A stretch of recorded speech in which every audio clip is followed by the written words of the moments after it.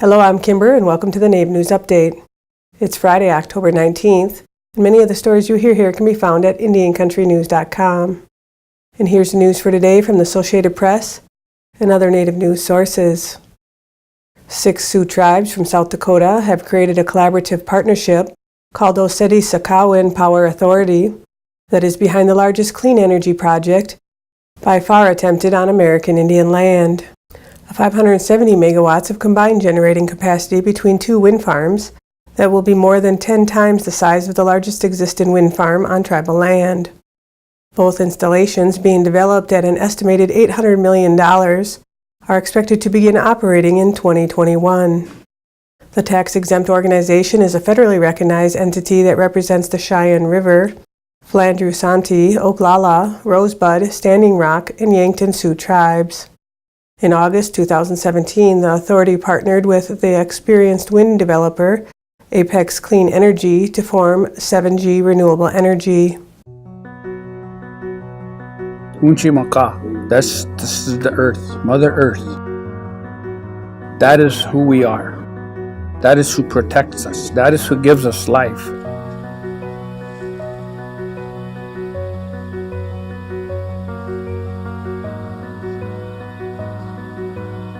We only get one Earth. In our Lakota way of life, we have to have that balance and keep that tradition alive with respect for the Earth. In our language, we call it tate. The wind, like any other power of the world, can either harm or do good. When the Oceti Shakopee Power Authority began to form, I felt like it was really important to always keep grounded and humble that we're working with one of the powers of the world. We have a relationship with the wind like we have a relationship with the earth, the animals, and everything that we come across. We can't not think of them. We can't own them.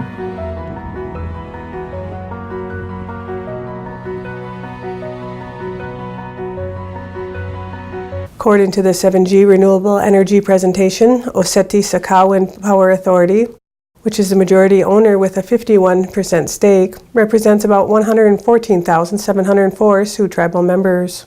The 6-tribe collective views wind energy as a path to reinvigorate economic development on tribal lands, to create career opportunities for the next generation, and to establish a long-term source of regular income.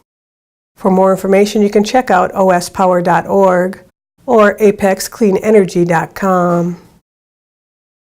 Native American Bank, the only national American Indian-owned certified community development financial institute in the country, is focused on promoting economic development in a community that is typically underserved by traditional financial institutions. According to their recent press release, the bank recognized the need for a technology partner that would deliver sophisticated banking services. They recently chose Jack Henry & Associates Silver Lake System to help provide flexible, comprehensive banking services to the Native American community. Glynn Crooks, a longtime leader of the Shakopee Mdewakanton Sioux Community, has passed away at the age of 67.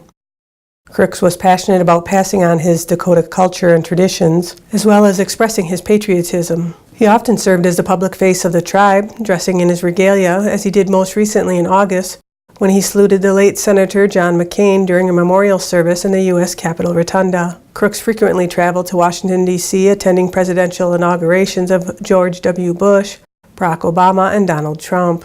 For more than 25 years, Crooks was chairman of the Shakopee Powwow, which has become one of the largest annual powwows in the Midwest. Crooks served for 6 years in the U.S. Navy during the Vietnam War as an administrative clerk on 5 different ships. He also was elected tribal vice chairman of the Shakopee Mdewakanton Sioux Community and served for 16 years until he retired from the post in 2012. Loretta Lynn recently received the CMT Artist of a Lifetime Award. Sissy Spacek, the actress who played Loretta in the hit movie Coal Miner's Daughter, accepted the award on her behalf at the CMT Artist of the Year celebration on October 17th. I loved playing Loretta in Coal Miner's Daughter.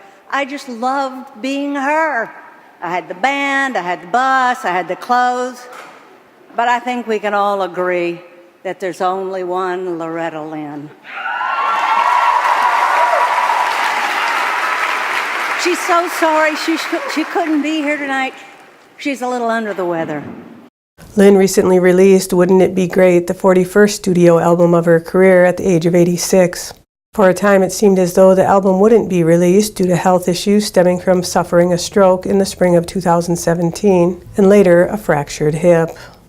Members of the Winnemem-Wintu tribe wrapped up a 300-mile trek the end of September from the mouth of Sacramento River north to Shaska Lake in California. The event, called Run for Salmon, is part of the tribe's plan to change the course of history for endangered Chinook salmon.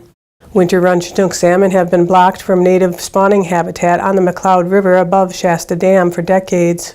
Run for Salmon is now in its third year, is meant to raise awareness about the region's endangered salmon. Shasta Dam is perhaps the biggest obstacle to salmon restoration in the territory. The U.S. Bureau of Reclamation built the dam just north of Redding in the 1940s to store water for California's growing cities and agricultural industry. Today, it's a linchpin of the state's spawning water system and creates California's largest reservoir. The Bureau of Reclamation plans to raise the 602-foot dam another 18.5 feet to store an additional 630,000 acre-feet of water. According to the Winnemem-Wintu chief, Colleen Sisk, heightening the Shaska Dam would further harm salmon and flood ancestral land.